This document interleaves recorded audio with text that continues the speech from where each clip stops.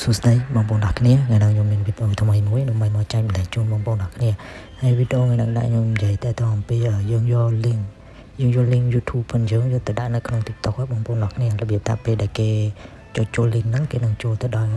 channel YouTube ផងយើងតែម្ដងបងប្អូនទាំងគ្នាអញ្ចឹងតោះទៅមើលទាំងគ្នាតើខ្ញុំធ្វើបានម៉េចដើម្បីយក link ហ្នឹងទៅដាក់នៅក្នុង TikTok បានបងប្អូនទាំងគ្នាអញ្ចឹងជាដំបូងអ្នកគ្នាត្រូវមានកម្មវិធីជ្រោមសិនមានជ្រោមអ្នកគ្នាចូលជ្រោមមកបន្ទាប់មកអ្នកគ្នាចូល YouTube បងប្អូនអ្នកគ្នាមកកន្លែងហ្នឹងណាបើសិនជាអត់មាននៅខាងលើដូចខ្ញុំអញ្ចឹងទេអ្នកគ្នា search ពាក្យ YouTube មកដូចខ្ញុំ search YouTube ចាំមកអូខេនេះដល់មកវិញនឹងចេញមកទម្រង់បែបនេះពេលដែលយើង search ពាក្យ YouTube អញ្ចឹងពេលដែលអ្នកគ្នា search ពាក្យ YouTube ហើយអ្នកគ្នាមកមើលកន្លែង tray 3ខាងក្រោមអ្នកគ្នាចុចលើវាមួយបន្ទាប់មកអ្នកគ្នា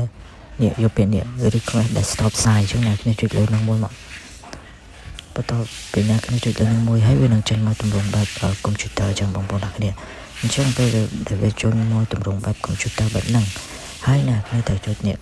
កន្លែង profile account YouTube បងយើងហ្នឹងអ្នកគ្នាចុចលើនឹងមួយមកបន្ទាប់មកអ្នកគ្នាមកយកពាក្យ setting ចុចពាក្យ setting មួយមកបន្ទាប់មកអ្នកគ្នាមកមើលកន្លែងពាក្យ channel studio នេះកន្លែងហ្នឹងអញ្ចឹងអ្នកគ្នាចុចលើនឹងមួយមកបន្ទាប់ពីអ្នកគ្នាចុចលើនឹងហើយវាមកចេញមកទម្រង់បែបនេះអ្នកគ្នាអញ្ចឹងអ្នកគ្នាបាច់មើលអីច្រើនទេអ្នកគ្នាចុច close សិនមកអូខេពេលអ្នកគ្នាចុច close ហើយនេះអ្នកគ្នាមកមើលកន្លែងនេះនេះកន្លែងនេះបន្ទាប់ពី account ទៅអ្នកគ្នាហកមកទី1ទី2ឃើញទេកន្លែងក្រោម$1ហ្នឹងអ្នកគ្នាចុចលើនឹងមួយមកបន្ទាប់ពីអ្នកគ្នាចុចលើនឹងហើយអ្នកគ្នាប្រូមួយមកបន្ទាប់មកអ្នកគ្នានឹងឃើញកន្លែងនេះកន្លែងហ្នឹងកន្លែង link ហ្នឹងនេះកន្លែងchannel URL ហ្នឹងហើយអ្នកគ្នាអូមកនេះមកអ្នកគ្នាចុចកន្លែងចុចហ្នឹងណាអ្នកគ្នាចុចមួយមកអូខេពេលអ្នកគ្នាចុចមួយចឹងហើយវានឹង copy យើងហើយបងប្អូនអ្នកគ្នាយើង copy link ចឹងអញ្ចឹងចុចលើនឹងមួយចឹង copy ហើយអ្នកគ្នាចេញមកវិញមកហើយអ្នកគ្នាចូល TikTok បងប្អូនអ្នកគ្នាមកពេលអ្នកគ្នាចូល TikTok ហើយអ្នកគ្នាចូលឡើង profile បងប្អូនអ្នកគ្នាមក profile TikTok ហ្នឹងហើយចឹងបន្ទាប់ពីអ្នកគ្នាចូលហើយអ្នកគ្នាយកពាក្យ edit នេះឃើញទេពាក្យ edit ណាអ្នកគ្នាយកនឹងមួយមកបន្ទាប់មក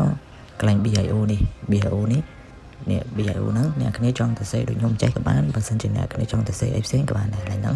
បានដូចគ្នាពេលអ្នកគ្នាសរសេរហើយអ្នកគ្នាក៏ទៅចុច save មកហើយតែសម្រាប់ខ្ញុំទៅសេប៉ុណ្ណឹងបងប្អូនអ្នកគ្នាចាំចុច cancel វិញ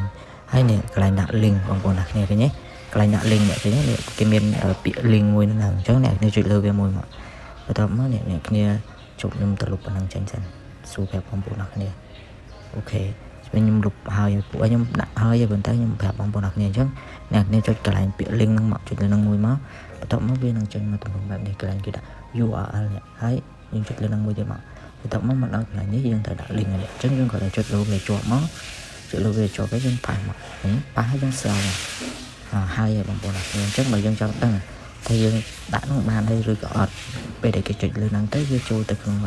channel YouTube យើងហើយក៏អត់បងប្អូនអ្នកគ្នាអញ្ចឹងយើងក៏ទៅចុចលើនឹងមួយមកហើយបន្ទាប់មកយើងចុច open ឡើងវិញមកអូខេអញ្ចឹងវានឹងមកដល់ channel YouTube របស់ខ្ញុំហើយបងប្អូនអ្នកគ្នាឃើញទេអញ្ចឹងTikTok របស់ខ្ញុំធ្វើតាក់ទងអំពីរបៀបបត់ផ្កាឬមួយក៏បត់លុយអីចឹងទៅហើយ YouTube channel របស់ខ្ញុំក៏តាក់ទងនឹងអំពីអាហ្នឹងដែរសម្រាប់ TikTok ខ្ញុំធ្វើវីដេអូខ្លីសម្រាប់នេះខ្ញុំធ្វើវីដេអូ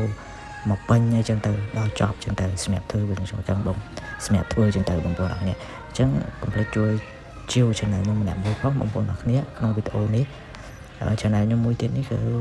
ខ្ញុំធ្វើរបៀបបត់ផ្កាបត់អីចឹងទៅអញ្ចឹងរបៀបដាក់ link YouTube នៅក្នុង TikTok